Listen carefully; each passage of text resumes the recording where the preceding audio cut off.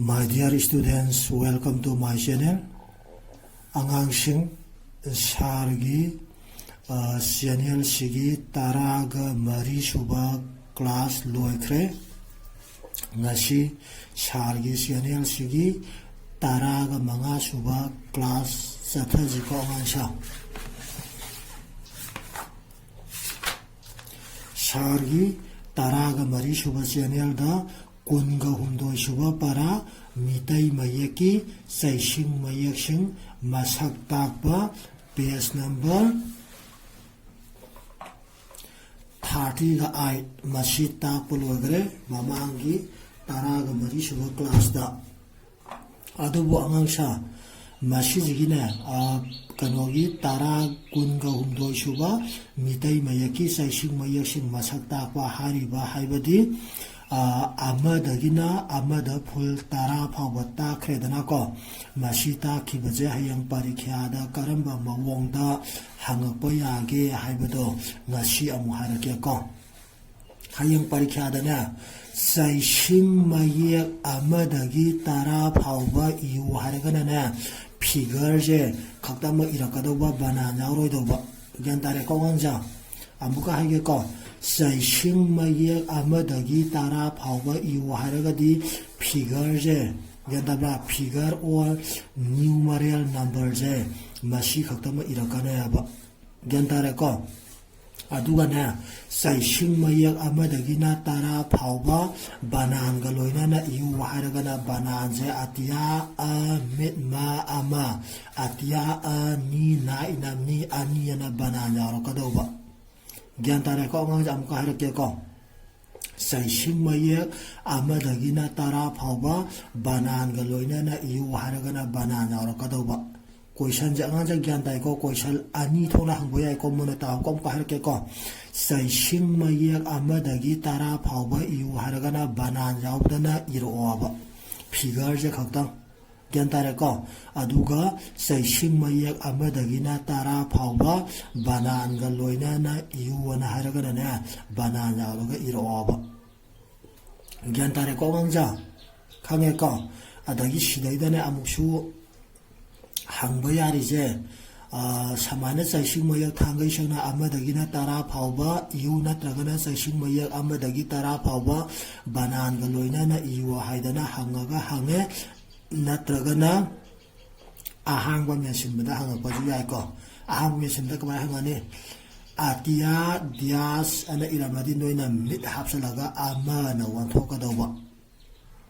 Genteko Matang Damu Atia Dias Inap and Iramagara Noina Na Hapsalaga Ani one Tokadoba Adagiamu Atia Who unab dias na iramedana adu argadina midlon sum hapsulaga ahum manang igadoba ade matham damu dias rai inap kana piredana ko admana nena makokta mid hapsulaga mari na wan thokadawa adage mo mid dias atabana iragana nena ngau hapsulaga manga na igadoba adumana samana philinda blengda hangaga su yayaba ahang menjan bada kentare ko question style ahum thona figure da khatama iba Figure Loina Loina Banan Galoina Iba Amadi Ahangba Mention Bada Hangbayara Basiji Paraziki Wina Gyantare Konganja Aduna Hauji Laji Kunga Mari Suba Para Mitai Mayaki Saishing Mayak Tiba Tamba Amuka Hakeko Mitai Mayaki Saishing Mayak Tiba Tamba page number 39 Masdai Jaida Koina Amadagina Tara Pawbadi Mamangi class na tamgre Sarna Hauji Parikyada Hamakadaba format to Hagre Shidaida Tara Matoidagina Kunbo Amalere Kunga Matoidagina Nipu Amalere page number 39 Data Gentareko page number 39 Data Aduga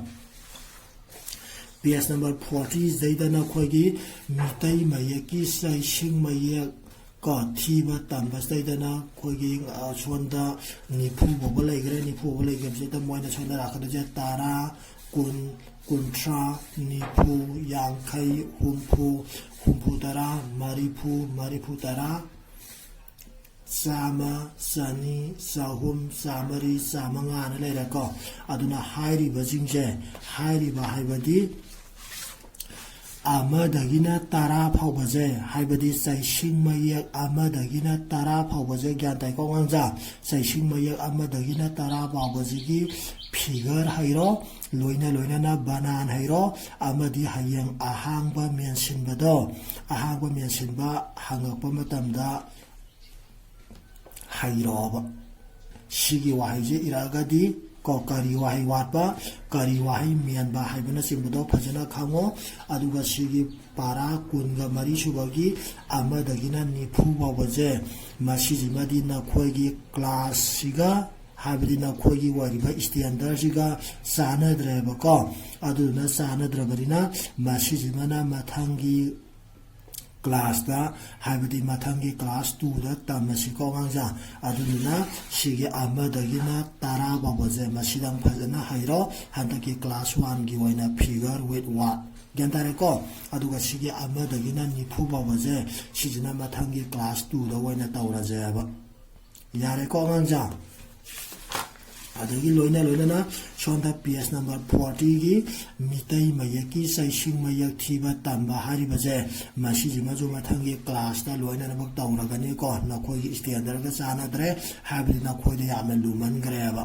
yare ko nganja saising mayaki waina nakhoi gi standard gi nakhoi gi class ki waina amadagina tara phawba figure amadi wat phajana khangto ahangbu mention ba matam da ju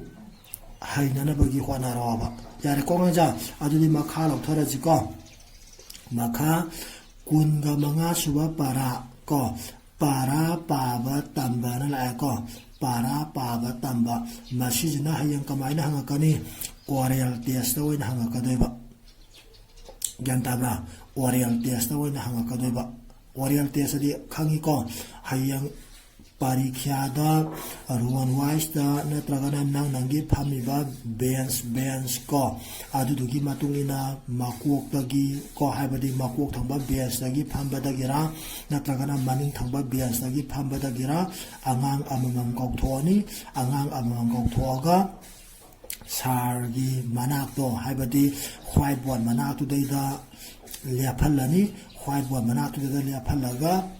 udagi saubo khonani hairiba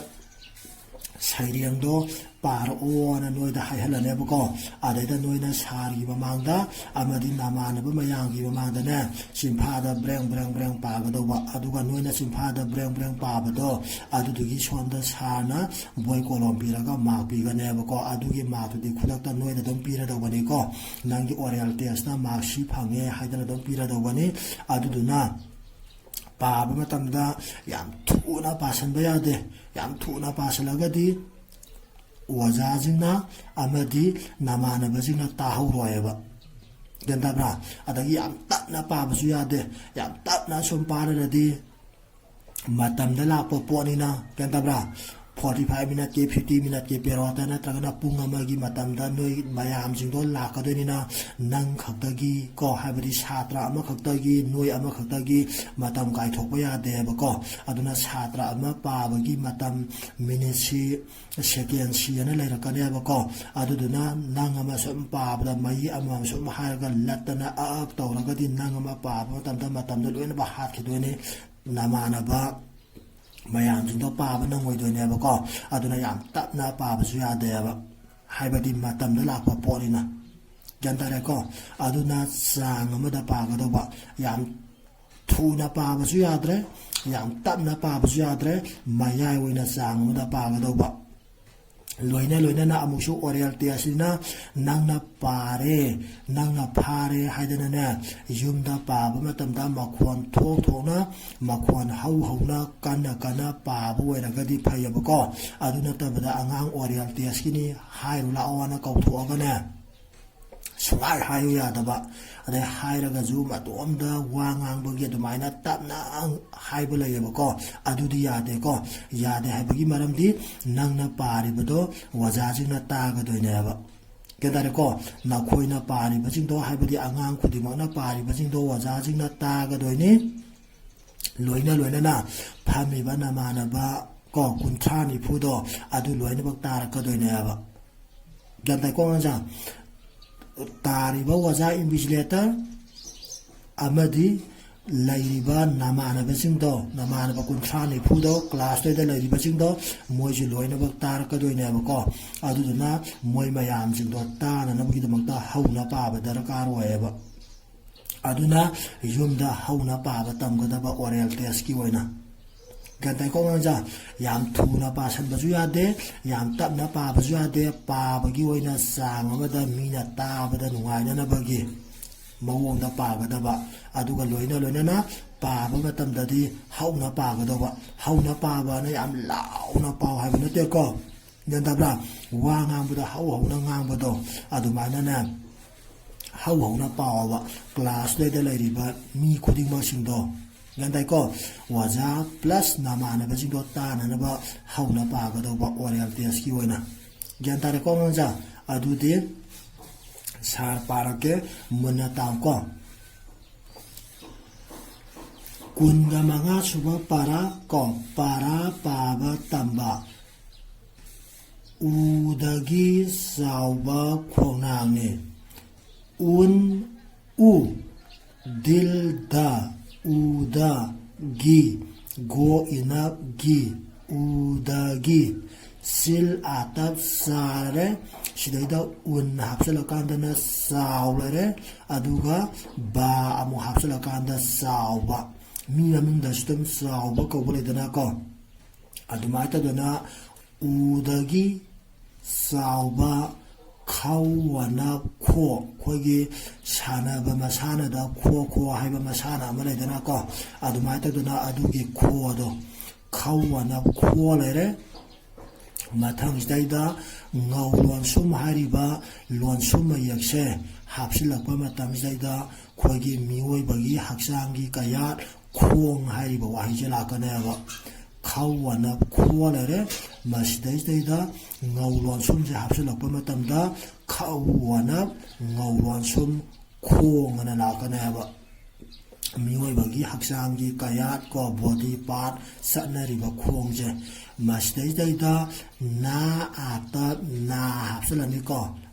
gantai ko ngau ata nga leibado adumai to dana na ata na lere adaida khawwana ngaulan sum khong daida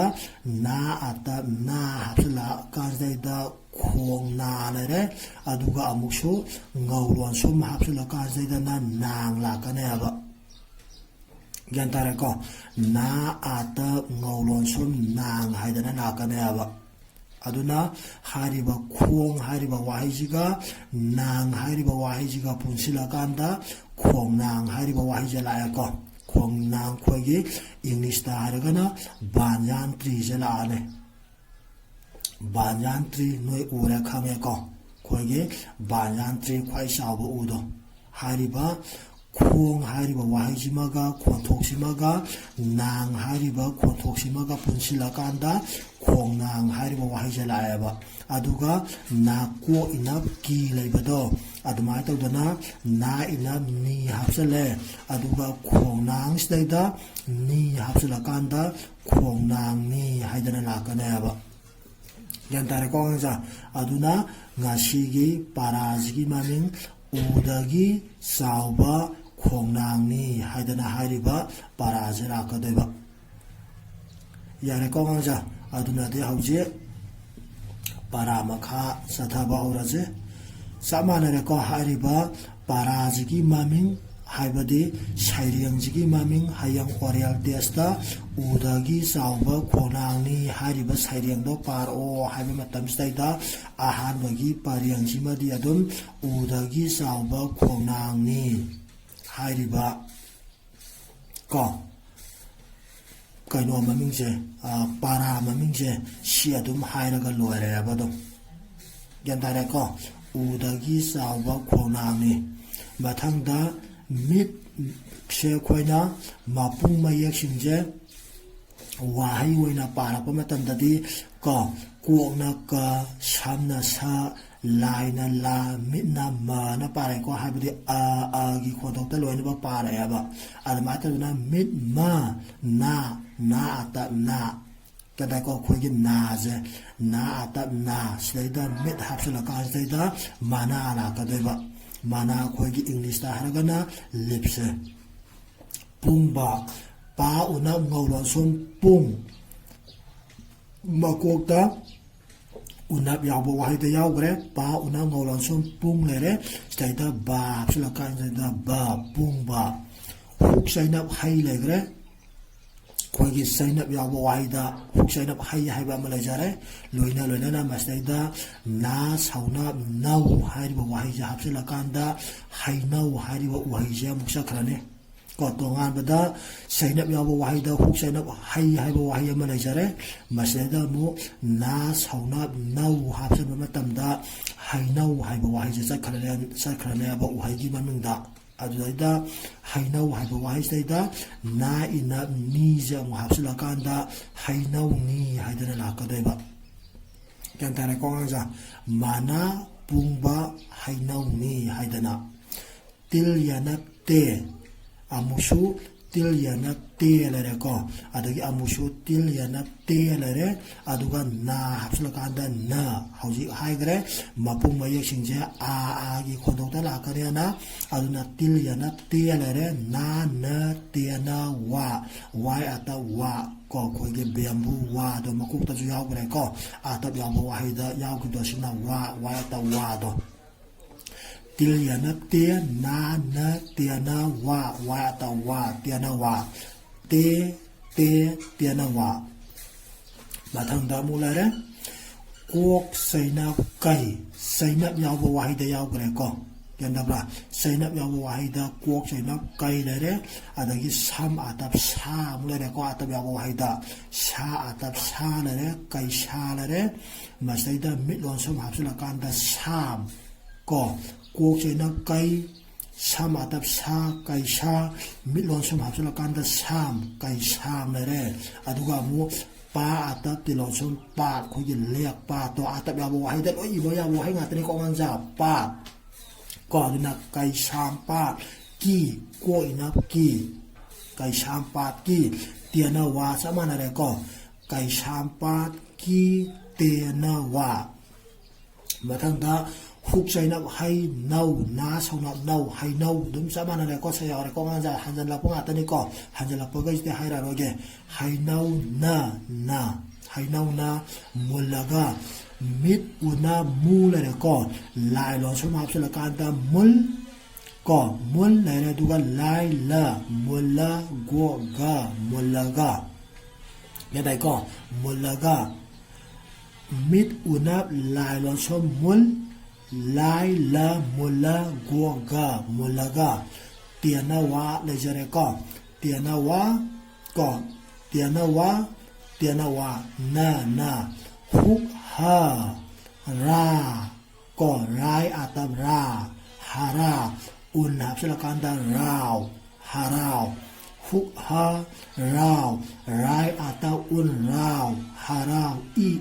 ฮาราวก็เตียนาวานาฮาราวงานแต่ละก็มันจะอาดุนาหายังปากตัวอิสตันฮาราเกก็อุดากิสาวบะควงนางนี้มานาปุงบะไฮนาวนี้เตียนาวาไก่ชามปาดกีเตียนาวาไฮนาวนามุลละกาเตียนาวานาฮาราวีให้ในปากตัวบ่แต่ก็งั้นจ้ะให้ยังชานะฮะก็ได้เจอุดกิสาวะโคนานี้หาริบะใช้เรียงตัวปาดเอาให้รานี่อดูกันเนี่ยโทละนี่ก็โทละก็ใช้เรียงมันหานะให้เราก็ตัวบ่อุดกิสาวะโคนานี้ใช้เรียงมันหานะมันนี่ก็อดูกันตั้ง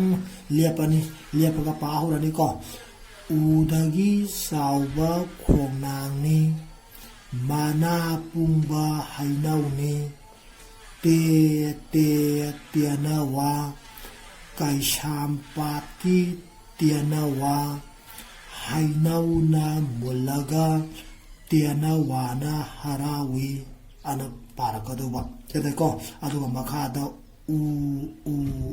Sidi wahai ama khangbada dum yare ko. Last one tang para ki ko ngja. Udagi sauba khongnang ni mana pungba hainau ni te tianawa kai sampat ki tianawa hainau na mulaga tianawa na harawi Loisala ji ko ngja. Thanks.